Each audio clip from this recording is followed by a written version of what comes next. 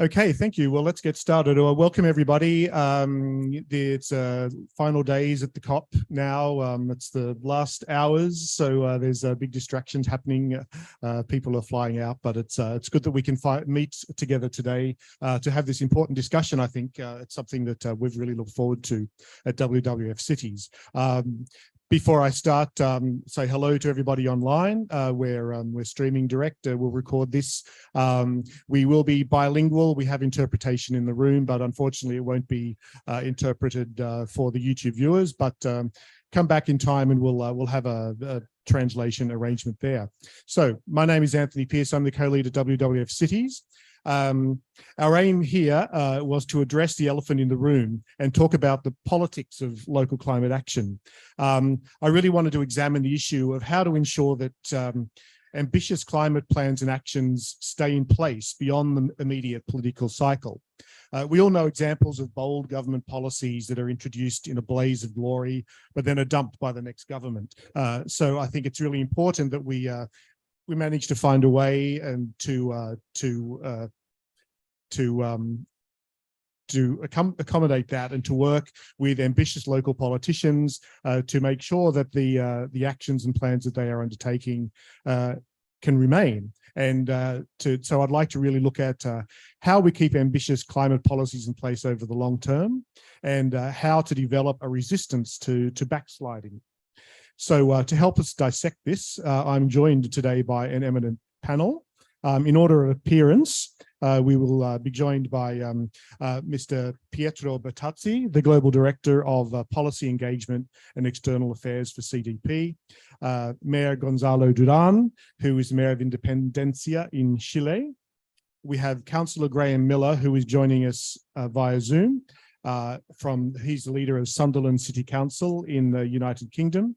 And we have Chin Chin Lam, who is an urban planner and a member of the youth NGO constituency here, who's joined us to give us an expert opinion and from a youth point of view as well, which I think is really important.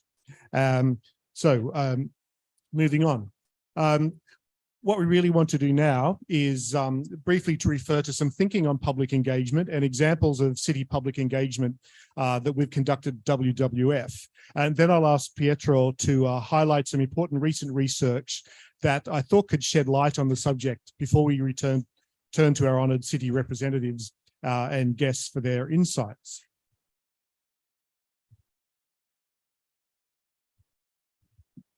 Trying to work out. Yes, okay, well, there are our things. So first of all, at WWF, our mission is to inspire and support cities to become transformation analysts that the world, that the world needs to achieve a sustainable and inclusive future for people and planet. I don't really need to explain to people in this room or online that that cities are important. And if we're going to solve the environmental crisis that the world is facing, we really need to work with cities to empower ambitious city leaders in order to accommodate this. Cities are where much of the damage is done when it comes to the climate, but they're also where the solutions lie. And we really need to get cities right, really, if we're to achieve a future on a habitable planet for people and for nature. This is why we began the One Planet City Challenge over 10 years ago, to inspire cities to develop and report their climate action plans and help them align the plans with science-based targets consistent with the Paris Agreement. Yes, as part of our program, we've commissioned a guide to public engagement for cities. It's based on theories on citizenship participation and interviews with city practitioners. We came up with tips for public engagement processes. As well as sort of some definitions. I mean, I won't go into them, but Google the guide if you want to see more, Public Engagement Guide for Cities. One aspect of them, though, is that they're very procedural. They're focused on assisting the work of local officials in how to engage people. Now, this is incredibly important. It's about developing, implementing policies with the local people taken into account, to engaging them to come up with new ways of solving old problems. But also, public engagement has another role, and that is convincing citizens of the need to take action. Many climate actions involve changes to the way people live their lives with increased costs and inconvenience, and change can be resisted. And as we all know, it's possible to politically exploit these to block or reverse change. So that's the question, or the conundrum, I wanted to discuss today. And the two questions that we want to come back to is, the first question is, how can cities engage their citizens to ensure that they support ambitious climate policies over the long term? And then the second question is, what can other organizations such as us, WWF, other such as CDP, citizen local organizations, what can we do to help the ambitious local politicians achieve these things? So before handing it to the political experts from Independencia and Sunderland, I wanted to show an example of an engagement campaign that WWF has just conducted in a bunch of cities around the world. We developed this We Love Cities campaign as a way to help participating cities to communicate their sustainability work to citizens and encouraging citizen feedback through social media and linked activities.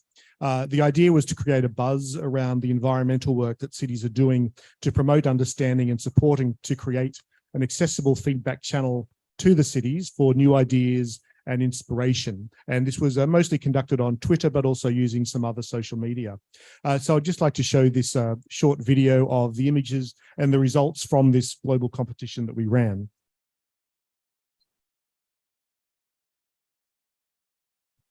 Well, looking up on the screen, we show the video now.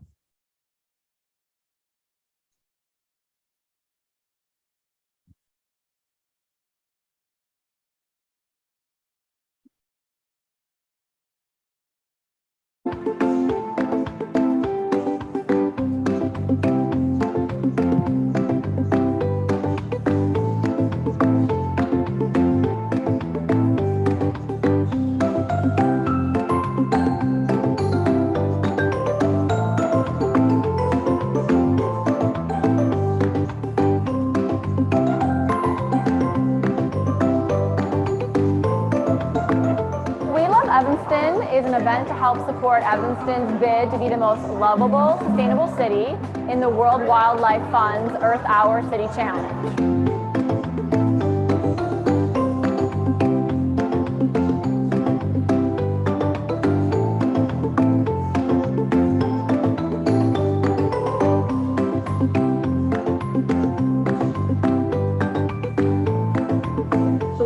Foto de una acción que estuvieran haciendo enfocado al cuidado del medio ambiente y ahí retar o dominar a 3 amigos.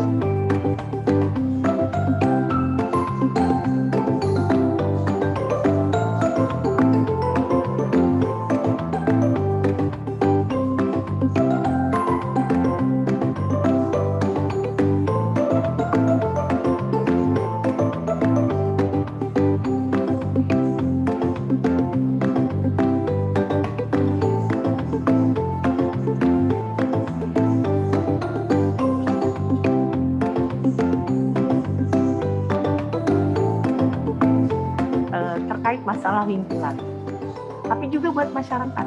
Kenapa? Karena akhirnya masyarakat tahu, oh, saya dilibatkan. Misalnya ya, saya dilibatkan. Artinya, kalau seseorang sudah merasa terlibat, awareness dia terhadap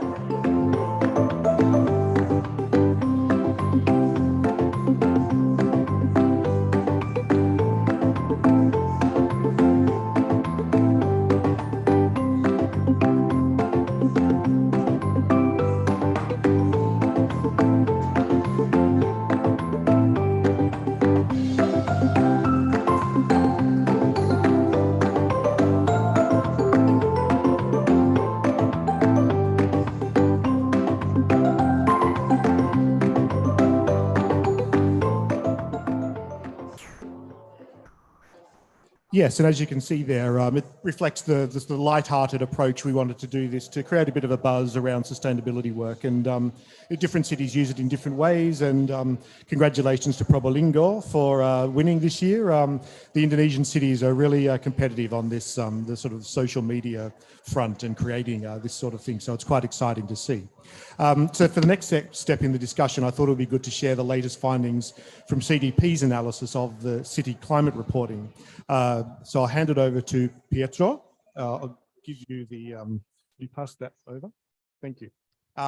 Yeah, it was a really exciting report I saw, because it's really using, going into the data to look at what cities are doing, what they're achieving and how they're achieving that. So Pietro, over to you.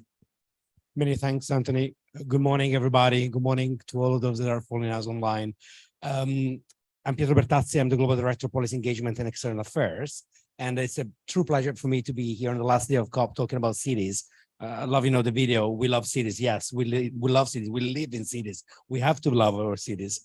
At CDP, we offer a platform for environmental disclosure where companies, cities, states, regions, financial institutions can disclose their risks, opportunities, and inputs on climate, water, and forests. And we're expanding to other environmental issues. This is, for us, it's essential. We call disclosure the bedrock of action. If we start disclosing, then you know where you stand and you can take the actions to improve your sustainability performance. Our cities team, CDP, recently released this briefing, Protecting People and Planet. And this briefing includes the findings that we collected out of the almost 1,000 cities reporting to the CDP ICLEI track in 2022.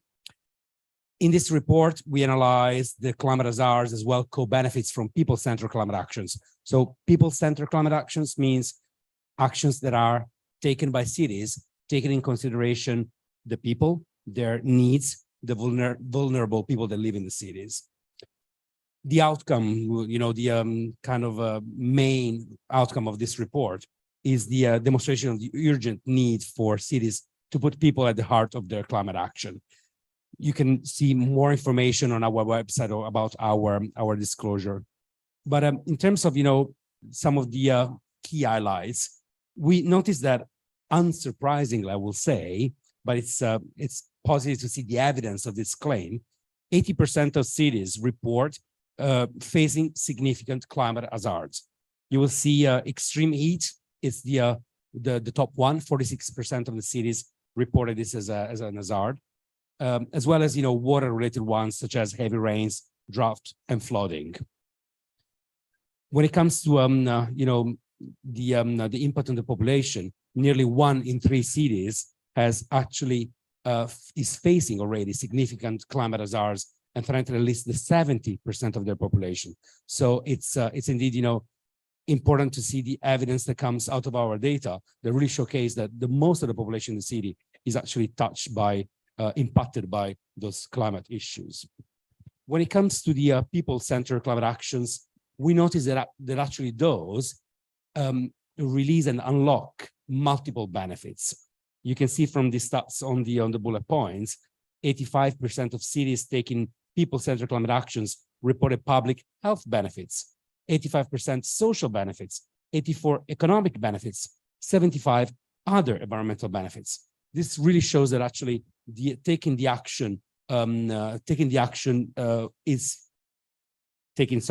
people-centered climate action unlocks other benefits as well. Cities that put the people at the heart of climate action report increased in total, public health, economic, social, I'm fighting with this fly, sorry for this, increased public health, economic and social benefits, as well as reducing the emissions, which is, of course, the first desired outcome of the disclosure. But, this goes back to the question that was actually asked by you, Anthony. So how can cities put people at the heart of their climate action? We have, a number of different examples, best practices that come out of of our disclosure.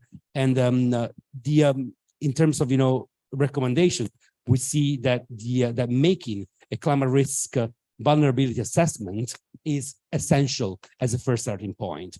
having adaptation goals and targets that address key issues such as energy poverty, water, and food and air quality is another key element, as well as consultation with civil society. Entering in a dialogue with the people that are impacted is essential to really understand what is that impact that they're facing. And of course, understanding the local experiences and needs by actively bringing the people into the decision making. I'm pretty sure, you know, this topic will come back in the following presentations. And last, using the formal and soft power to advocate equitable, inclusive climate action to meet the needs of people. This is what we've been collecting and analyzing coming out of our disclosure. I hope, you know, this offers a good basis for the discussion. Thank you. Yes, thank you very much. I think it's really good sort of data there to sort of the city's equivalent of big data in a way that we can use policy level anyway. So it's great to see. Now I'd like to hand to our political guests. First, thank you, Councillor Miller and Mayor Judane, for joining us. It was really important to have you both here today because we spent a lot of time with environmental managers and project implementers, but I really wanted to get a political take on these questions because for politicians, their job's on the line when it comes to selling policies, and if they don't do it, they lose their job. And you're both representing cities which are implementing ambitious climate policies, but as elected representatives, as I said, your job's on the line. You know, you really need to work to engage the public as well, not just sort of through these long processes. And if you fail to do that, what could happen that the policies are abandoned and by your political opponents and that all the climate sustainability wins you've achieved are lost. Yeah, my question really was, you know, how do you stop that? So I'll hand it over to you first to give an example of the work you do to avoid that and sort of ask for advice. So over to you, Mayor Judane from Independencia. Which I should add is a participant in Chile's Alliances for Climate Action, which WWF coordinates in Chile and several other countries around the world. Over to you.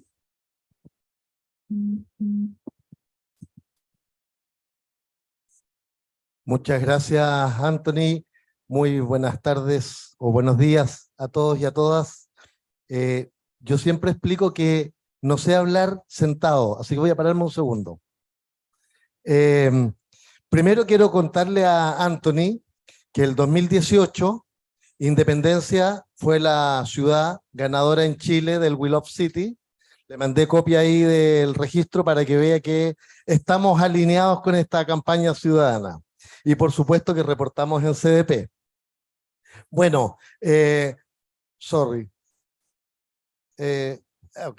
solo decir que Independencia es una comuna de 150, 160 mil habitantes, ubicada en el centro de la región metropolitana de Santiago, en Chile, y es una ciudad que, entre otras características muy importantes, alberga más del 40% de su población es migrante, y por tanto es la comuna que tiene, en términos absolutos, la tercera comuna con más población migrante en todo Chile, y en términos proporcionales, la comuna con más población migrante. De manera que es una comuna con una diversidad muy importante, pero que también requiere,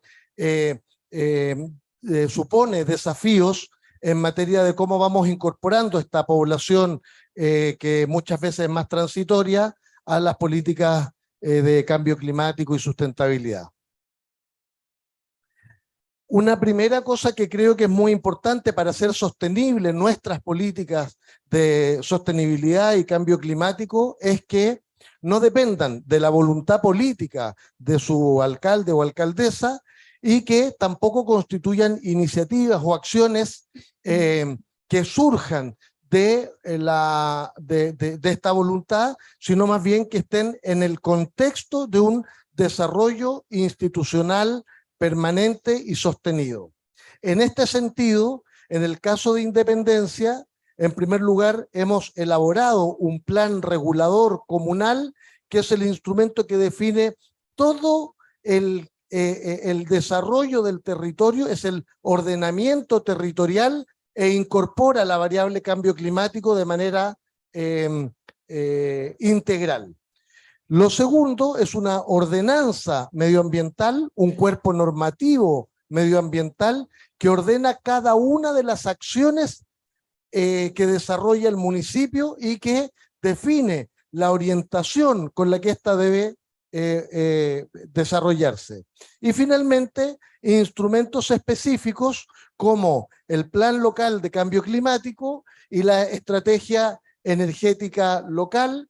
Ambas son instrumentos que pocos municipios en Chile tienen y que en el caso nuestro ya tenemos desde hace largo tiempo desarrollados. Lo propio con un plan de acción para el clima y la energía sostenible, cuestión que ha permitido obtener certificaciones en estos ámbitos y por tanto que nos garantizan que vamos haciendo las cosas conforme a un estándar. Y esto nos permite el desarrollo de múltiples acciones, pero que son parte de un plan integral, articulado, sistemático y medible. Y este plan incorpora prácticamente todo el quehacer de la vida de la ciudad. Voy a poner solo un par de ejemplos. Tenemos movilidad y espacio público, y en el caso de nuestra ciudad de Independencia, hemos desarrollado un proyecto de corredores de transporte público para privilegiar el transporte público por sobre el transporte privado. Hemos recuperado todas las veredas con el propósito de que la gente tienda a caminar más, también promoviendo movilidad sustentable, o la línea del metro que atraviesa nuestra comuna, o un plan maestro de ciclovías que permite y que estimula el uso de la bicicleta. Todas estas cosas son parte de una acción denominada movilidad y uso del espacio público, y que además incluyó, en el caso nuestro, la adquisición de todos los vehículos municipales eléctricos con el propósito de reducir nuestros gases de efecto invernadero. Solo voy a poner un ejemplo más para no alargarme. Por ejemplo, en materia de estrategia energética local, esto supuso un diagnóstico de cuáles eran todos los patrones de consumo energético de Independencia, y trabajamos en la perspectiva de hacer una reducción significativa de estos consumos. Instalación de paneles fotovoltaicos, edificios públicos eficientes, iluminación LED para toda la comuna, en fin, y esto nos ha permitido entonces generar un cambio significativo. Es decir, todas nuestras acciones son parte de este plan integral, medible, y que ha sido además construido con participación de los distintos actores. Por supuesto, es clave para que esto persista en el tiempo, para que avance y se profundice, y además para que exista una co-creación, una corresponsabilidad en materia de política de cambio climático, es clave la participación ciudadana, una participación que en muchos casos es vinculante, una participación que incide en las políticas públicas y que nos permite ir adecuando nuestras estrategias a la capacidad de movilización de las comunidades, y por supuesto que nos permite ir tomando conciencia colectiva no solo de la importancia de tener una política de acción climática, sino también la importancia de que la institución sea capaz de sostener sus políticas en el tiempo. Esto debe incluir en una dimensión distinta pero complementaria la educación ambiental. Trabajamos muy activamente en los procesos de educación formal con los estudiantes, con las comunidades, pero también esta educación es una educación en el hacer, es una educación en la transformación. Acá hay un ejemplo de una escuela municipal que tiene un huerto desarrollado íntegramente por los niños, se riega con un sistema de tratamiento de aguas grises. Estamos en todos los establecimientos educacionales, tenemos sistema de tratamiento de aguas grises. Esto nos permite el riego al interior de los establecimientos, nos permite los huertos y nos permite hoy el riego de los entornos de los establecimientos educacionales. Y por tanto, nuestra apuesta es que los niños y niñas en la práctica visualizan de qué manera se van construyendo estas transformaciones y creemos que eso tiene un impacto decisivo para sostener también en el tiempo nuestra acción, que por supuesto incluye la elaboración, como vemos acá, de manuales de prácticas ambientales, de buenas prácticas que nos permiten sostener el proceso educativo.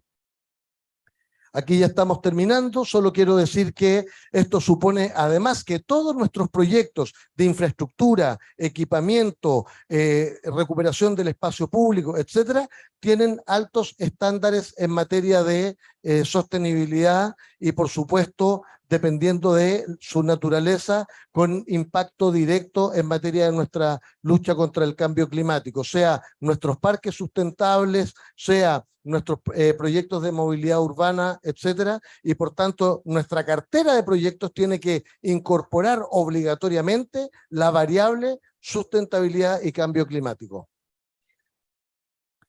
Quiero solo contar esta es la última imagen, solo contar que estamos trabajando acá, este es un parque para la sustentabilidad, un parque ecológico, era un espacio abandonado, de aproximadamente 2 hectáreas y hemos ido recuperándolo progresivamente. Tiene hoy centro de reciclaje, centro de prácticas ambientales que permite que la gente concurra al lugar, lleva sus restos de comida y con eso abastecemos nuestro biodigestor, lleva su material orgánico y eso nos permite hacer compostaje y vermicompostaje. Es decir, la comunidad activa es la que de algún modo va diseñando la fisonomía de este parque, pero que hoy cuenta con una muy importante innovación y es que estamos desarrollando aquí el primer bosque urbano con técnica Miyawaki. Es un bosque que permite por esta técnica que las especies nativas se plantan de un modo que se protegen entre sí, se dan sombra y humedad y esto permite, acompañado de una técnica de riego por aspersión en una primera etapa y riego por goteo en una segunda etapa, de manera muy eficiente garantizar un crecimiento muy rápido de estos bosques que después pueden ser trasplantados, generando entonces un círculo virtuoso de desarrollo de especies en la comuna. Y esto ha sido trabajado también de manera participativa con la comunidad, lo que demuestra que los actores más relevantes son no solo las instituciones con voluntad política e institucionalidad, sino muy especialmente los ciudadanos y ciudadanas. Muchas gracias.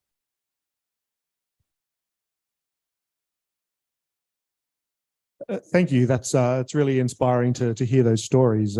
Yes, it'll be great to discuss further. Right, without further ado, I'd like to move on now to ask Councillor Graham Miller, the leader of Sunderland City Council, to talk about their work. As you saw in the videos, Sunderland was very active in We Love Cities this time around, and we got a real sense of excitement about their sustainability work. So hand over to Councillor Graham Miller, who should be appearing any moment on Zoom. Well, I'm hoping that everybody can see me. Good morning. Hello, everyone, and thank you so much. If I could just wait one thing, we're just waiting to get you up on the screen here. Here we are. Great. Thank you. Please I'll start again. Hello, everyone, and thank you so much for inviting me to talk with you today about this topic, which is a great priority for Sunderland. As so many people gather in Egypt this week for COP27, I'm honoured to have this opportunity to share with you a little about what we're doing in Sunderland, to engage with both our residents as well as partner organisations to develop bold climate ambitions and to ensure they can be supported over the longer term. Next slide, thank you. Our timeline of commitment shows key points in Sunderland's recent journey to intensify our commitment to climate action. From our whole council coming together to declare a climate emergency in 2019 to where we are now. And I'm talking about aiming to be carbon neutral as a council by 2030 and as a city by 2040. And I'm delighted to say that just yesterday, we received news that Sunderland had retained its CDP A-list city status for the second year. We disclosed our citywide carbon and environmental data to ensure clear visibility of the progress we are making. So very briefly, Sunderland's partnership, and this is something we're very serious about. We have an approach to the way we take this agenda forward. We have a long-standing partnership which brings together organisations from the public sector, private sector, and voluntary and community sectors. And its aim is to bring partners together to improve the quality of life for everyone in the city. And our work on low carbon is embedded within this citywide partnership, providing clear long-term engagement and commitment. We set up what we've called 2030 Shadow Board, and it's a climate pact, bringing together the most senior representatives from our key partner organisations on a regular basis. And importantly, it includes representation from each of the political groups within our council. The group's first task was to develop our citywide low carbon framework. Each member organisation has also committed to develop their own organisation low carbon action plan.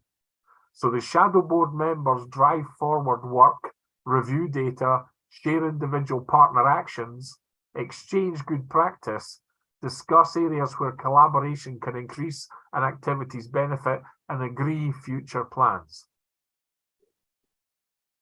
So, as well as laying out the jointly developed strategic approach for Sunderland, our low carbon framework is a call to action. It opens, and I quote, "We are calling on you as people who live, work, visit and invest in Sunderland to join with us on this exciting decade of transformation. This framework is shaped by scientific modelling and data and sets the direction of travel, but we are very much open to new ideas, ways of working and expertise, and our engagement is key to this. You don't need me to read through each of the strategic priorities, however. I will just note that it is no accident that our behaviour is the first priority. And this focuses on engagement and the decisions we all make, which is cross-cutting. We firmly believe that behaviour change on a large scale can only happen if residents, groups, businesses and organisations all pull together to make contributions. My view is that co-creation is key. We can expect higher adoption rates of sustainable practices when people have been part of the decision-making processes. We want to tap into the strengths and knowledges and enthusiasms of all our people. Sunderland is currently working on an externally funded local climate engagement initiative to design sustainable mobility projects which have co-creation at their core, and we hope to apply this model to wider areas of work reflecting the real impact that we know engagement can have. And our engagement plan sets out the main target groups we are working with and some of the activities which we hope to deliver with each.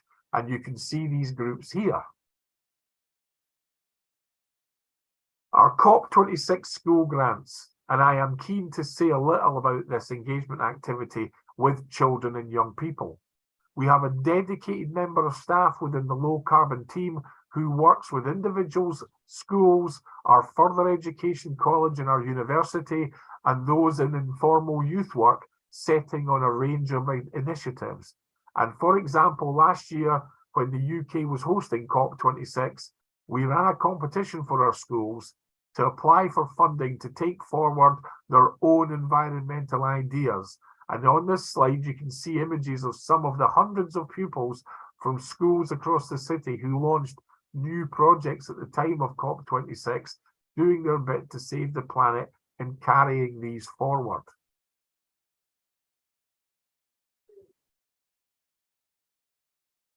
So you can see some more of our schools' carbon cutting initiatives here, such as creating orchards, reducing single-use plastics, increasing recycling, and introducing composter bins and rainwater butts.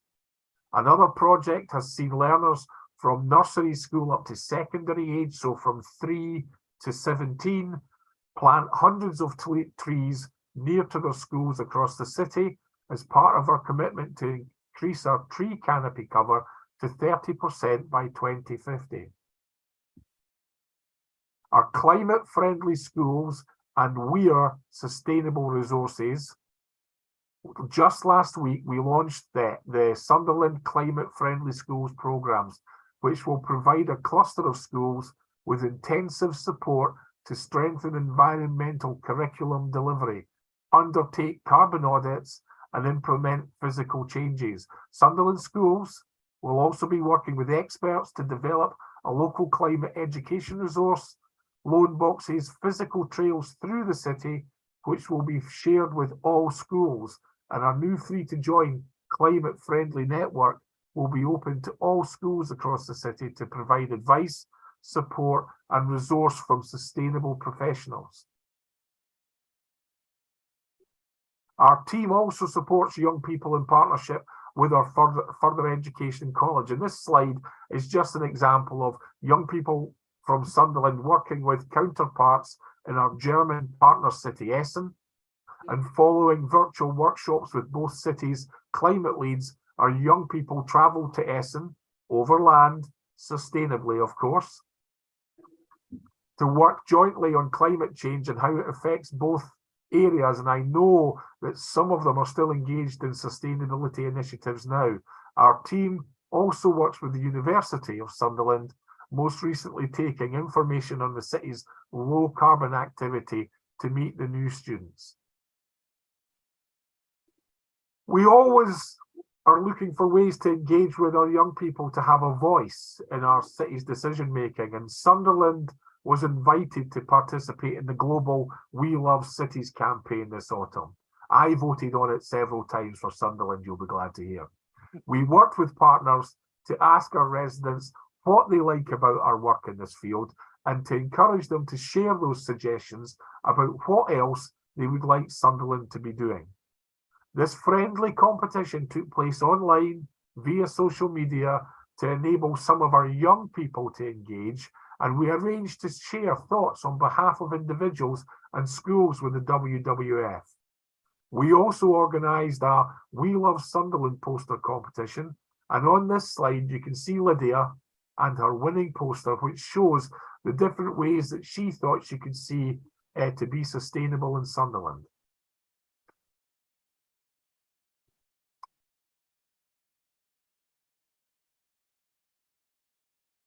One of the first decisions we took as a shadow board was to create a bespoke space for our children and young people to discuss this agenda, to learn, and to provide a platform for them to share their views with us.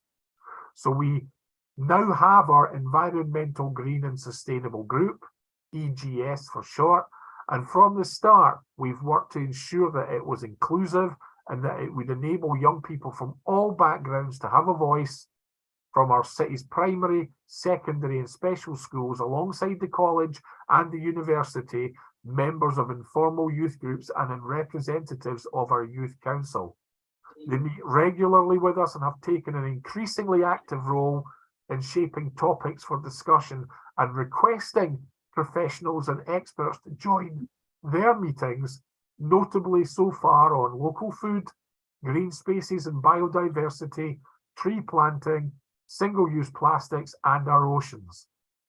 Partners have requested input of the EGS members, and the group has so far offered feedback on the city's website on low carbon pages, supporting initial development for a sustainable travel app, sent a statement to the We Love Cities competition, and is currently working with public health teams to develop the sustainable elements of Sunderland's food and nutrition charter mark.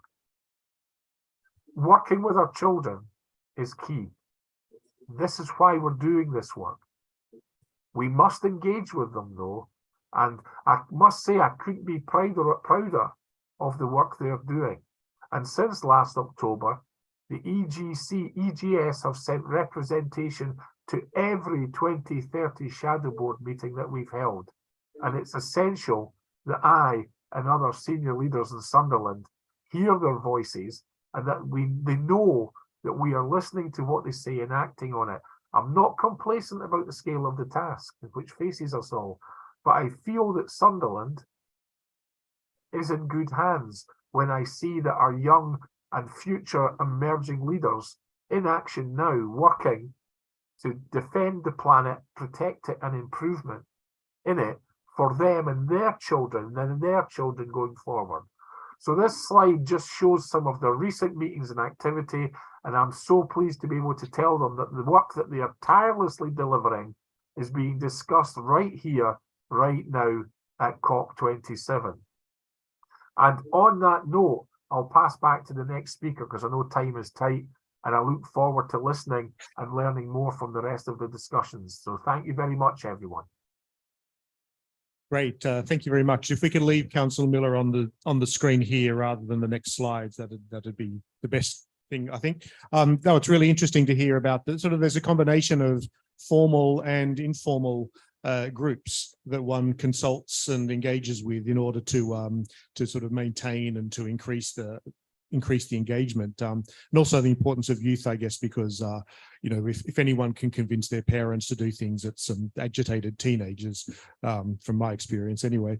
But sort of on that note, not that Chin Chin's an agitated teenager, but you're an urban designer, which is probably even is very influential as well, because design and planning is important, but also, you know, participation in the youth NGOs here. We really appreciate your input here and your response and comments on some of these things. So I hand it over to Chin Chin.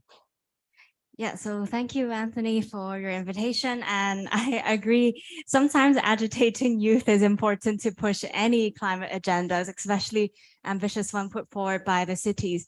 So my name is Chin Chin. I'm an urban planner. I work in Hong Kong, but I'm also a youth climate advocate. So today I will be wearing a few hats and really respond to the different, I guess, public engagement as shared by Mayor Durant and Graham from Sunderland as well. And first, I'd just like to say I appreciate the projects that you guys have shared, especially with the co-design, co-creation projects into the climate agendas, or even projects at a local level. And I would just like to build on that, because to me, as a receiving end, as a planner, but also a youth, in Hong Kong level at least, I'm always the one being consulted but I'm never part of making the plan together. And it's always like, oh, the government sets up a public engagement. They show you this, oh, we have a draft scheme, and then they consult a bunch of people.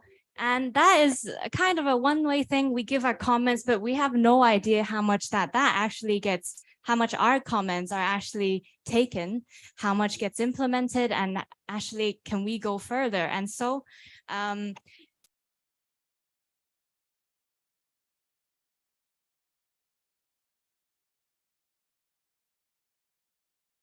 somebody's on mute. At the policy decision-making table, because we have the capacity, I think, we have the ability to give good insights, because the future is ours as well. And we would like to also help shape together with experienced people already in the government. And I'd like to say that also that's the public engagement or development side, but I think as a long-term engagement with youth, it is really important to have a long-term education system that talks about climate education, but also action for climate empowerment. You are sowing seeds to the younger generations, empower them how they take on their own projects on ambitious climate action, but also you're building a long-term capacity for them to help the government to achieve these goals. So it is not a one-way thing. You're investing in them, actively investing, but you will also get a return from them, and we're all working together. So climate education important, but also I think, well, we love cities from WWF and other competitions.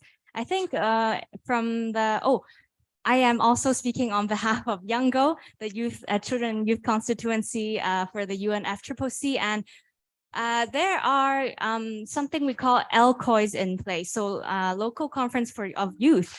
And I think it would be great if government also actively participate more in that, which gives a platform for a connection between high-level or national agendas to youth who are acting at the local level. I think that in Hong Kong, at least, we host LCOIs, but the government is not really involved in that. It's more of a grassroots organization thing that organize. And yeah, I think I would love to see that happen from governments all across. And I think I also agree with Mayor on the hands-on importance of climate education. In Hong Kong, at least, the education system is very book-based. You open a book, you try to remember things, you go into the examination room. But if you go to let's say you want to enact on wetland protection policies or actions, bring the children, take them on a school trip to the wetlands. And for me, that is the wetlands in Maipo, WWF Hong Kong. When I was younger at primary school, I get to go to visit these wetlands, and the experiential learning really is different than learning in a classroom. Lastly, I think I've talked a bit about the high-level public engagement, but also I think there is a huge role to play from public sector, organizations or youth-led grassroots projects. I think I'm also a member of the Hong Kong Institute of Planners, and I think those sort of technical experts organizations serve a good pathway, as a good connection between the government agendas and the local implementation section as well. A body in between can tell the government what you're missing, but also it's a connecting language that allows us to translate the high-level agendas to other planners, architects, or engineers. I think these organizations have also a big role to play.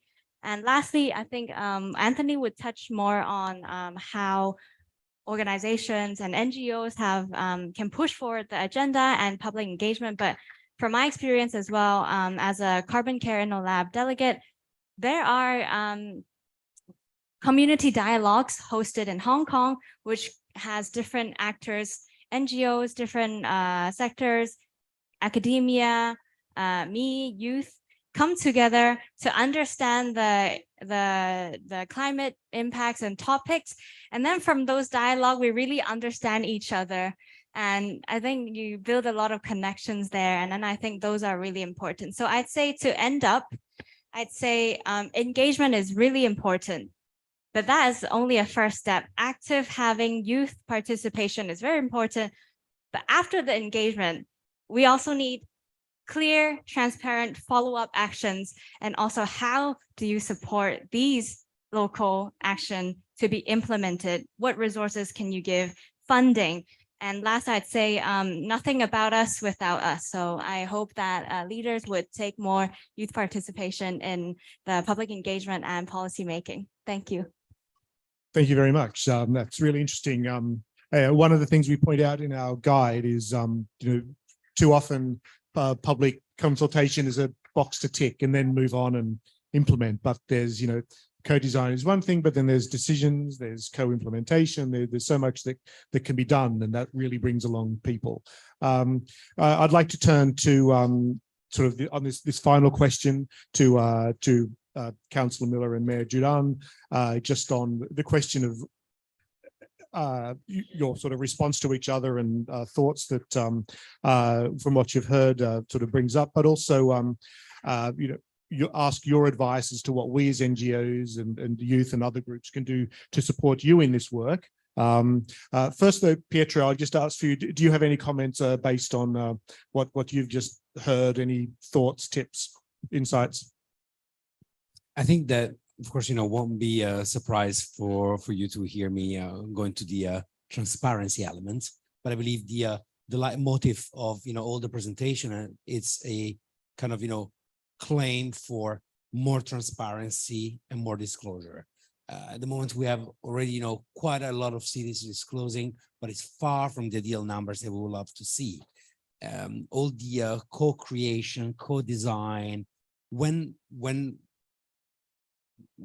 this happens and then cities disclose about those processes, how they got there, this actually will enable all stakeholders to engage in a dialogue and say, okay, based on your disclosure, you've been following, a certain process, but the outcome is possibly not the one that we consulted upon. So again, disclosure is a mechanism, can be tedious, can be difficult at times, can be time energy intensive, but is transformational. So that would be my take there. And just elaborating a bit more very quickly, we do see in the disclosure that those cities that have in place co-design, co-creation of plans actually do benefit beyond the climate action that is the main reason why the climate action plans were put in place. So this is promising, but if it is yet not what the stakeholders would like to see, then disclosure is the way to engage with the cities and unlock those hurdles. Thank you. Yeah, that's very interesting. Mayor Dudan, would you like to make any comments, and please sort of advise us what we can do to help you in this?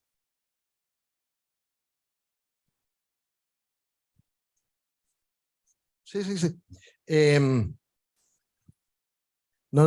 Ahora voy a hacer un esfuerzo de hablar sentado. A mí me parece muy interesante algunas de las cosas que dijo nuestra amiga de Hong Kong.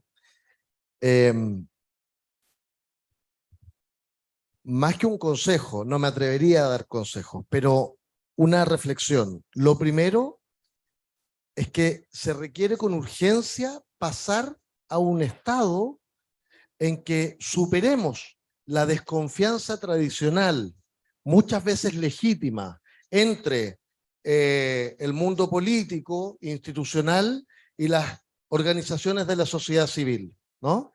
Las organizaciones de la sociedad civil, muchas veces, los grupos ciudadanos ven en la institución, en los políticos, un mundo que tiene sus intereses, lo que es cierto, que opera con ciertos códigos, con ciertas formas, muchas veces muy distantes de los jóvenes, y en ese sentido hay una distancia, hay una desconfianza. Como contraparte, los políticos muchas veces vemos en las organizaciones sociales, en las organizaciones de la sociedad civil, en las comunidades, retraso a los procesos de implementación de las acciones, la sensación de que si abro un proceso participativo pierdo control, pierdo poder, y entonces cada uno está en su trinchera. Es clave en materia de sostenibilidad y cambio climático superar estas desconfianzas, estas distancias, y ponernos de acuerdo en un espacio común, asumiendo que somos distintos, respetando que somos distintos. En el caso nuestro siempre digo, nosotros respetamos profundamente la autonomía de las organizaciones sociales. Sin embargo, tenemos la obligación de ponernos de acuerdo en aquellas cosas que podemos hacer juntos, y tenemos que definir cómo las hacemos en conjunto. Y ahí, por supuesto, comparto, es muy importante la transparencia. ¿Qué estamos haciendo? ¿Cómo lo estamos haciendo? ¿Quiénes participan de la toma de decisiones? ¿Cuáles son los costos que esto tiene? Y esto es muy importante porque además, incluso en el caso de que esto falle, en el caso de que nos equivoquemos, en la medida en que somos transparentes vamos a poder compartir con las comunidades las razones de este fracaso, y probablemente nos va a permitir enfrentar de mejor manera en una oportunidad posterior. Una segunda cosa que creo que es muy importante es que la participación sea mirada en toda su diversidad. Porque hay personas que quieren participar en los grandes temas, en las grandes discusiones. una participación, si se quiere, más política, más integral. Pero hay quienes quieren participar de manera muy concreta y muy directa solo en el ámbito particular de su interés. Y entonces tenemos que ser capaces de desplegar procesos participativos que atienden a esta diversidad. No todos los jóvenes son iguales, no todos los niños son iguales, no todas las comunidades son iguales. Participan de manera distinta, tienen distinto énfasis, distinta intensidad, distintos tiempos, distintos medios. Algunos van a participar a través de las redes sociales y hay que buscar una manera de acoger eso, y otros van a querer participar de manera directa en aquellos espacios de incidencia más política. ¿Cómo hacemos para incorporar estas distintas dimensiones? Quiero poner un ejemplo práctico. En el caso de Independencia, nosotros decidimos desarrollar un plan maestro de ciclovías. Y tenemos en Independencia una organización que se llama Indepecleta, que es una organización que promueve el uso de la bicicleta. Y la verdad, son un dolor de cabeza. Porque nos dicen, no, no haga la ciclovía por aquí, hágala por acá. No, no la haga de esta manera porque técnicamente es mejor hacerla de esta otra manera. No, necesitamos que no vaya por... En fin, y al final, pese a las dificultades, pese a que estamos en distintos lados de un mismo proyecto, finalmente hemos construido una mirada común que nos ha permitido avanzar más y mejor en nuestro plan de ciclovías, pero ellos han sido protagonistas del diseño técnico, de la identificación precisa de aquellos aspectos que hacen que la ciclovía sea de mejor calidad. Y entonces, al final, aun cuando nos demoremos un poquito, aun cuando tenemos las dificultades propias de distintas formas de establecer la conversación, alcanzamos el propósito común de manera mucho más eficiente. Creo que este es el camino que nos va a permitir, de algún modo, dar un salto y efectivamente hacer que nuestra acción sea no solo más eficiente, sino que sea más sostenible en el tiempo. Thank you very much. Yes, well, we're running out of time, but some great input there. Councillor Miller, yes, really appreciate your input here, your thoughts in 2 minutes, and then we'll bring our session to a close. So no pressure, Anthony, none at all. Very quickly, because the other delegates have clearly and in an impassioned way gone over several things that can work. My key request of NGOs is for them to keep working with us in the strong way that they are. National governments globally are not trusted on this. They're not.